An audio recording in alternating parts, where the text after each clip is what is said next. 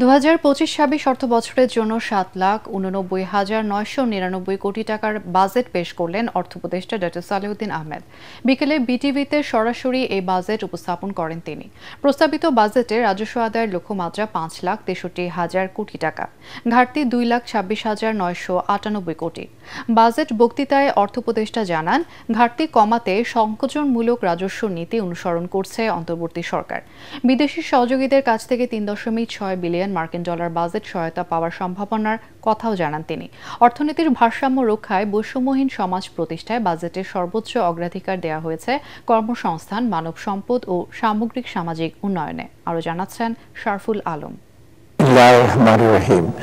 প্রিয় দেশবাসী, আসসালামু আলাইকুম। অন্তর্বর্তীকালীন সরকার সংকোচনমূলক রাজস্ব নীতি অনুসরণ করেই বিটিভিতে সরাসরি বক্তৃতার মাধ্যমে অন্তর্বর্তীকালীন সরকার ও নিজের প্রথম বাজেট ঘোষণা করলেন অর্থ উপদেষ্টা ডক্টর সালেউদ্দিন আহমেদ। এবারের বাজেটে ব্যয় ধরা হচ্ছে প্রায় 7,90,000 কোটি টাকা। ইতিহাস সৃষ্টি করে আগের অর্থ বছরের চেয়ে এবারে বাজেটের ব্যয় কমানো হলো। বিশাল বাজেটের উন্নয়ন পরিচালনা, খাদ্য, দেশি বিদেশি ঋণ পরিশোধ ও অগ্রিম ঋণ প্রদান, বার্ষিক উন্নয়ন কর্মসূচি সহ সব মিলিয়ে এই অর্থ ব্যয় করার প্রস্তাব দিয়েছেন অর্থ উপদেষ্টা। কর অব্যাহতি সুবিধা ক্রমান্বয়ে কমিয়ে আনা, কর জাল সম্প্রসারণ, বিভিন্ন পণ্য ও পরিষেবার যথাসম্ভব একই হারে ভ্যাট নির্ধারণ করার বিষয়টি সক্রিয় বিবেচনাধীন রয়েছে। প্রস্তাবিত রাজস্ব আয় আগামী 2025-26 অর্থবছরে মোট 5,64,000 কোটি টাকা রাজস্ব আয়ের প্রস্তাব করছি, যা জিডিপি 9%। বাজেটের আকার কমলেও এনবিআর এর রাজস্ব লক্ষ্যমাত্রা বাড়ানো হয়েছে। আসছে অর্থ বছরে রাজস্ব আদায়ের লক্ষ্যমাত্রা ধরা হয়েছে 5,63,000 কোটি টাকা। সেখানে ঘাটতি হিসাবে 2,26,998 কোটি টাকা ধরা হয়েছে। চড়া সুদে ঋণের পরিমাণ কমাতেই ঘাটতির লক্ষ্যমাত্রা কমানো হয়েছে। কঠিন অর্থনীতির এই সময়ে সবচেয়ে বেশি প্রাধান্য দেওয়া হচ্ছে মূল্যস্ফীতি নিয়ন্ত্রণ। দেশীয় শিল্পের বিকাশে বিশেষ গুরুত্ব দিয়ে বরাদ্দ বাড়ানোর প্রস্তাব করা হয়েছে কর্মসংস্থান ও সামাজিক সুরক্ষা খাতে। 2025-26 অর্থ বছরের জন্য মোট 7,90,000 কোটি টাকা ব্যয়ের প্রস্তাব করছি, যা জিডিপি 12.7%। এর মধ্যে পরিচালন সহ অন্যান্য খাতে মোট 5,60,000 কোটি টাকা এবং বার্ষিক উন্নয়ন কর্মসূচিতে 2,30,000 টাকা বরাদ্দের প্রস্তাব করছি। সংস্কারের অংশ হিসাবে কমিশনগুলো কাজ করছে জানিয়ে অর্থ উপদেষ্টা সম্পূরক বাজেট উপস্থাপন করেন। বাজেট পেশের পর মতামতের ভিত্তিতে অধ্যাদেশের মাধ্যমে জুনের শেষের দিকে পাশ হবে 2025-26 সালের বাজেট। বিগত সরকার রেখে যাওয়া প্রায় 2025-26 অর্থ বছরের প্রস্তাবিত বাজেটে বেশ কিছু পণ্যের উপর শুল্ক বাড়ানো ও কমানো হয়েছে। এতে কমতে পারে কিছু নিত্যপণ্য ও সেবার দাম, আবার বাড়তে পারে বিলাসবহুল বেশ কিছু পণ্যের দাম।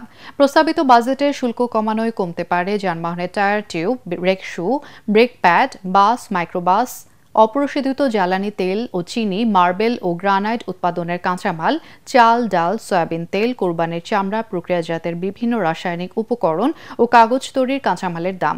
অন্যদিকে অতিরিক্ত শুল্ক আরোপে দাম বাড়তে পারে ইনসুলিন ও ক্যান্সারের ওষুধ সহ 59 ধরনের মেডিসিনের দাম, শিশু খাদ্য, mobile phone, lift, juicer, cigarette, refrigerator, microwave oven, washing machine, শীততাপ নিয়ন্ত্রণ যন্ত্রাংশ, মোটরসাইকেলের ইঞ্জিনের যন্ত্রাংশ, আমদানিকৃত নতুন পুরাতন গাড়ি, লিপস্টিক ও ফেস পাউডার সহ মেকআপ আইটেম এবং অন্যান্য পণ্যের।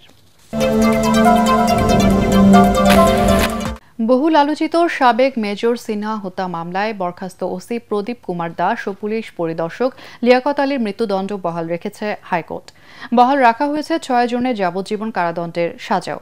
বিচারপতি মোস্তাফিজুর রহমান ও বিচারপতি সগির হোসেনের দ্বৈত বেঞ্চ সকালে এই রায় ঘোষণা করেন। রায়ে সন্তোষ প্রকাশ করেছে নিহত সিনহার পরিবার ও রাষ্ট্রপক্ষ। তবে তৎকালীন পুলিশ ও র্যাবের শীর্ষ কর্মকর্তাদের চাপে কক্সবাজার পুলিশের অনেকে ধরাছোঁয়ার বাইরে বলে অভিযোগ বাদী ও তার সহযোগীদের। মহামান্য হাইকোর্ট বিভাগ আজকে নিম্ন আদালতের বিচারিক আদালতের রায় বহাল রেখেছেন, অর্থাৎ 2 জনের ফাঁসি এবং 6 জনের যাবজ্জীবন জেল এটি বহাল রেখেছেন। মেজর সিনহা তার জীবন দিয়ে আরও অগণিত মানুষের জীবন রক্ষা করে গেছে এই মানুষরূপী প্রদীপ সহ প্রদীপ লিয়াকতদের হাত থেকে। দ্রুতই জামাত ইসলামের নিবন্ধন ও প্রতীক ফিরিয়ে দেবে নির্বাচন কমিশন। ইসি এ বিষয়ে ইতিবাচক বলে জানান দলটির সহকারী secretary general AHM Hamidur Rahman Azad. এর আগে এসব ইস্যুতে নির্বাচন কমিশনের সাথে বৈঠক করে জামাত ইসলামী 6 সদস্যের প্রতিনিধি দল, যার নেতৃত্ব দেন সহকারী secretary general AHM Hamidur Rahman Azad.